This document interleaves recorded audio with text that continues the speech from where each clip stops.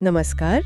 आज हम श्रीमद् भगवद गीता के एक बहुत ही महत्वपूर्ण क्षण पर बात करने वाले हैं।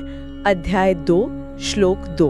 जी हाँ, ये वो क्षण है जब कुरुक्षेत्र में अर्जुन बिल्कुल टूट चुके हैं, मुंह में डूबे हुए, और भगवान कृष्ण पहली बार उन्हें संबोधित करते हैं। बिल्कुल। और हमारे पास जो जानकारी है, जो स्रोत है, वो इस एक श्लोक के कई पहलू खोलते हैं। तो आज हमारी कोशिश यही रहेगी कि समझें कि कृष्ण के ये पहले शब्द इतने तीखे क्यों हैं और उनका मकसद क्या था। हाँ, और ये गीता के पूरे उपदेश की नींव कैसे रखते हैं। चलिए शुरू करते हैं ये गहन पड़ताल। जरूर। ये सीन ही बड़ा नाटकीय है। सोचिए, युद्ध शुरू होने वाला है और सबसे बड़ा योद्धा अर्जुन हथियार डाल देता है। वो सिर्फ दुखी नहीं है, उसने बकायदा तर्क दिए हैं कि क्यों नहीं लड़ना चाहिए, कुल का नाश, पाप लगेगा, वगैरह वगैरह। मतलब उसका तर्क भी बड़ा मजबूत लग रहा है। हाँ, दया और धर्म की बातें कर रहा है वो। और ऐसे में कृष्ण का जवाब वो चौंका देता है एकदम। श्लोक की शुरुआत होती है श्री भगवान उवाच से, मतलब ऐश्वर्य संपन्न भगवान ने कहा। शोध इस पर काफी जोर देते हैं, ये क्यों खास है, यहाँ कृष्णोवाच क्यों नहीं। हाँ, ये शब्द चयन ही अपने आप में एक संदेश है। श्री भगवान कहने का मतलब है कि अब बोलने वाले अर्जुन के दोस्त या सारथी कृष्ण नहीं है। अच्छा।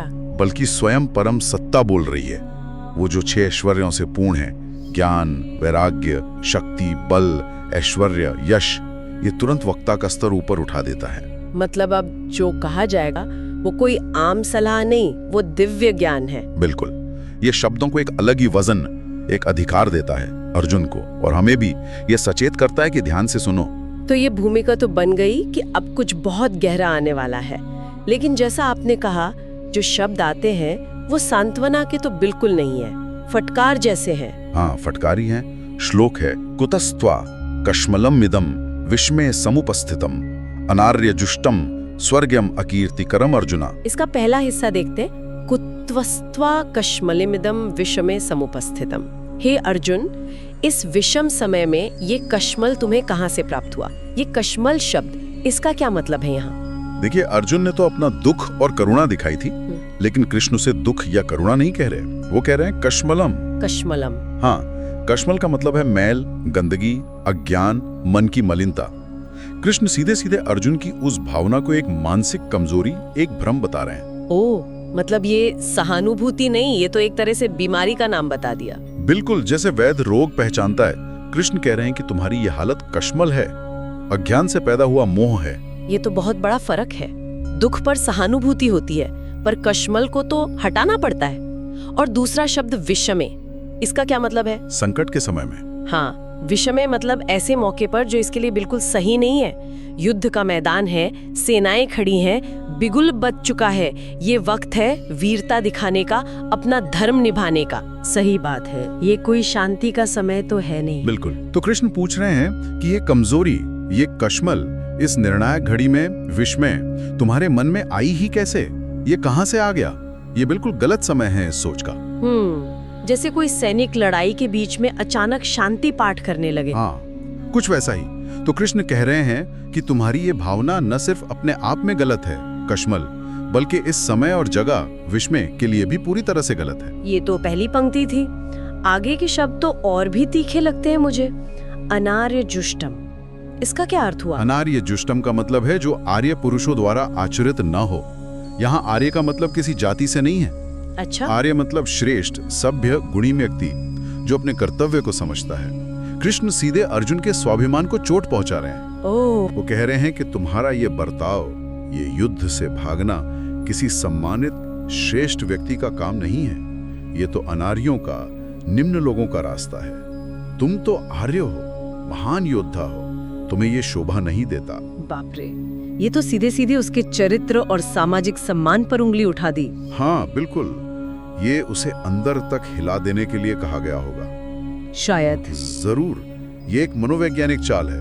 अर्जुन को अपने कुल पर, अपनी वीरता पर, अपनी इज्जत पर बहुत गर्व था। उसे आर्यपुत्र कहते थे। कृष्ण उसे आईना दिखा रहे हैं कि देखो, तुम अभी जो कर रहे हो वो तुम्हारे अपने ही आदर्शों के कितना खिलाफ है। ये उसे याद दिलाने की कोशिश है कि तुम कौन हो और तुमसे क्या उम्मीद की जाती है। सही कहा। उसकी सामाजिक पहचान और कर्तव्य याद दिला रहे हैं। ठीक है। तो पहले सामाजिक स्तर पर आलोचना हुई, फिर कृष्ण आगे कहते हैं अस्वर्ग्यम, यानी स्वर्ग न देने वाला। अब युद्ध न लड़ने से स्वर्ग का क्या कनेक्शन, ये थोड़ा समझाएंगे। जी, इसको समझने के लिए हमें उस समय की मान्यताओं को देखना होगा। वर्णाश्रम धर्म में हर वर्ण का अपना एक कर्तव्य था, स्वधर्म। हाँ, स्वधर्म। क्षत्रिय का स्वधर्म था रक्षा करना, न्याय करना और जरूरत पड़े तो धर्म के लिए लड़ना। और मान्यता ये थी कि अगर कोई क्षत्रिय अपने धर्म का पालन करते हुए, खासकर धर्म युद्ध में वीरता से लड़ता है और मारा जाता है, तो उसे स्वर्ग मिलता है। हाँ बिल्कुल, उसे निश्चित रूप से स्वर्ग मिलता है। ये उसके लिए गौरव की बात मानी जाती थी। अच्छा, ये बात थी। और इसके उलट अगर वो अपने कर्तव्य से भागता है, पीठ दिखाता है, तो वो कायर कहलाता था।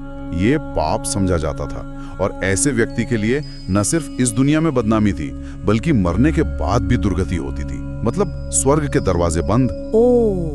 तो जब कृष्ण कहते हैं अस्वर्गीयम, तो वो अर्जुन को उसके परलोक के अंजाम से डरा रहे हैं या कहिए सचेत कर रहे हैं। वो कह रहे हैं कि तुम्हारा ये कदम तुम्हें स्वर्ग से दूर कर देगा। ये उसके धार्मिक विश्वासों पर चोट है। समझ गए। तो पहले समाज में बदनामी, अनार्यजुष्टम, फिर परलोक में नुकसान, अस्वर्ग्यम, और आखिर में कृष्ण कहते हैं अकीर्तिकरम, मतलब कीर्ति न देने वाला, बदनामी देने वाला। जी, ये तीसरा और शायद सबसे सीधा हमला है अर्जुन पर। अकीर्तिकरम का संबंध इसी दुनिया से है, उसकी इज्जत, उसकी रेप्यूटेशन से। हाँ, अर्जुन तो बहुत यशस्वी था। बिल्कुल, उसने अपनी पूरी जिंदगी में बहुत नाम कमाया था। वो अपने समय का सबसे बड़ा धनुर्धर था। उसकी वीरता के किस्से फैले हुए थे। शिवजी से पाशुपतास्त्र लेना, खांडव वन जलाना, इंद्र को हराना, ये सब उसकी कीर्ति के सबूत थे। कृष्ण से यही याद दिला रहे हैं कि अगर आज तुम इस लड़ाई से भाग गए, तो तुम्हारी ये सारी कमाई हुई इज्जत, ये सारा मान सम्मान एक पल में मिट्टी में मिल जाएगा। लोग उसे कायर कहेंगे, यही मतलब हुआ। हाँ, और शायद उससे भी बुरा, डरपोक, भगोड़ा, कर्तव्यच्युत। आने वाली पीढ़ियां उसे ऐसे ही याद रखेंगी। दुश्मन उसकी हंसी उड़ाएंगे, दोस्त भी मन ही मन उसका सम्मान करना छोड़ देंगे। ये तो किसी भी योद्धा के लिए बहुत बड़ी बात है। बिल्कुल, खासकर अर्जुन जैसे योद्धा के लिए बदनामी तो मौत से भी बुरी थी। कृष्ण ये जानते थे कि अर्जुन के लिए उसकी कीर्ति कितनी मायने रखती है, इसलिए उन्होंने इस पहलू पर भी चोट की। तो अगर हम इन तीनों को एक साथ देखें, अनार्यजुष्टम, अस्वर्ग्यम, अकीर्तिकरम, तो कृष्ण ने अर्जुन के इस मोह को, इस दुख को किन आधारों पर गलत ठहराया? उन्होंने इसे हर तरफ से घेरा है। पहला, सामाजिक स्तर पर, अनार्यजुष्टम, ये अच्छे लोगों का काम नहीं, तुम्हारे खानदान और पद के लायक नहीं। ठीक है। दूसरा, आध्यात्मिक या परलोक के स्तर पर, अस्वर्ग्यम, इससे तुम्हें स्वर्ग नहीं मिलेगा, ये धर्म के खिलाफ है, पाप है। और तीसरा, दुनियावी या व्यक्तिगत इज्जत के स्तर पर, अकीर्तिकरम, इससे तुम्हारी बदनामी होगी, सारी इज्जत खत्म हो जाएगी, लोग कायर कहेंगे। ये तो कमाल है। अर्जुन ने जो तर्क दिए थे, कुल का नाश होगा, पाप लगेगा, कृष्ण ने उनका जवाब दिए बिना ही उसकी मूल भावना को ही हर तरह से गलत साबित कर दिया। हाँ, यही इस श्लोक की खूबी है। कृष्ण अर्जुन के तर्कों के जाल में फंसे ही नहीं, वो सीधे उसकी जो भावनात्मक जड़ थी, जिसे उन्होंने कश्मल कहा, उसी पर हमला करते हैं। और फिर दिखाते हैं कि ये कश्मल हर नजरिए से सामाजिक, धार्मिक, व्यक्तिगत बुरा है, नुकसानदेह है। ये एक तरह की शॉक थेरेपी है। Shock therapy? हाँ, ताकि अर्जुन अपने उस भावनात्मक और बौद्धिक भ्रम से बाहर निकले, ताकि वो आगे जो गहरा ज्ञान आने वाला है उसे सुनने और समझने के लिए तैयार हो सके। लेकिन ये कठोरता क्या जरूरी थी? मतलब क्या कृष्णा आराम से, प्यार से नहीं समझा सकते थे? ये सवाल उठता है मन में, लेकिन श्रोतों की व्याख्याएं बताती हैं कि अर्जुन जिस मोह और भ्रम में था, वो बहुत गहरा था। हाँ, उसने तो अपना गांडीव धनुष ही रख दिया था। बिल्कुल, जो एक योद्धा के लिए प्राणों से भी प्यारा होता है। उसकी बुद्धि पर भावनाएं पूरी तरह हावी हो चुकी थी। ऐसी हालत में मीठे शब्द या सिर्फ हमदर्दी शायद काम नहीं करते। शायद वो सुनता ही नहीं। हो सकता है कृष्ण ने कठोर शब्दों से उसे झकझोरा, उसे सोचने पर मजबूर किया कि जिसे तुम दया समझ रहे हो, कहीं वो सिर्फ डर और मोह तो नहीं। ये उस जड़ता को तोड़ने की कोशिश थी जो अर्जुन पर छा गई थी। तो ये फटकार भी एक तरह से करुणा ही थी, बस उसका रूप कठोर था, एक गुरु का अपने शिष्य को जगाने का तरीका। हाँ, बिल्कुल ऐसे देख सकते हैं। सच्ची करुणा हमेशा मीठी जबान में नहीं होती, कभी कभी सच कड़वा होता है और उसे बोलना पड़ता है। खासकर जब सामने वाला गहरे भ्रम में हो। जी, कृष्ण का मकसद तो अर्जुन का भला करना था, उसे उसके असली स्वरूप और कर्तव्य का ज्ञान कराना था। ये फटकार उस बड़े लक्ष्य की तरफ पहला कदम थी। इसने अर्जुन को चौंकाया जरूर, पर शायद उसे सुनने के लिए तैयार भी किया। इसके बाद ही तो गीता का असली उपदेश शुरू होता है। तो इस एक श्लोक में ही कितनी गहराई है।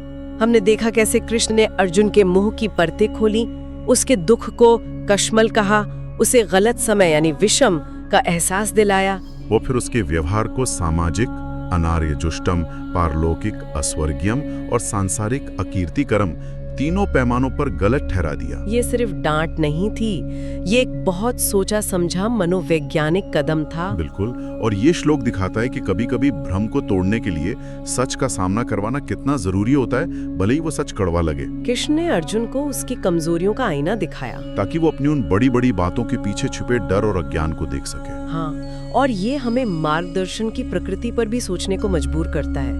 क्या सच्चा गुरु हमेशा प्यार से ही पुचकारता है, या कभी-कभी कड़वा सच बोलकर झकझोरना भी जरूरी होता है? ये वाकई सोचने वाली बात है। हम अक्सर सलाह में सिर्फ हमदर्दी चाहते हैं, पर शायद असली मदद वही है जो हमें हमारे भ्रम से बाहर निकाले, चाहे तरीका थोड़ा मुश्किल ही क्यों न लगे। और एक बात और, अर्जुन की जो हालत थी वो बड़े पैमाने पर हम सबके जीवन में भी तो आती है। कैसे? हम भी तो कई बार भावनाओं में बहकर, मोह में पड़कर या डर के मारे अपने सही रास्ते से, अपने कर्तव्य से भटक जाते हैं, और फिर अपने भटकने को सही ठहराने के लिए बड़े बड़े तर्क गढ़ते हैं। हाँ, ये बात तो है, ये हम सबके साथ होता है, और ये शायद हमारे श्रोताओं के लिए भी सोचने का एक बिंदु है।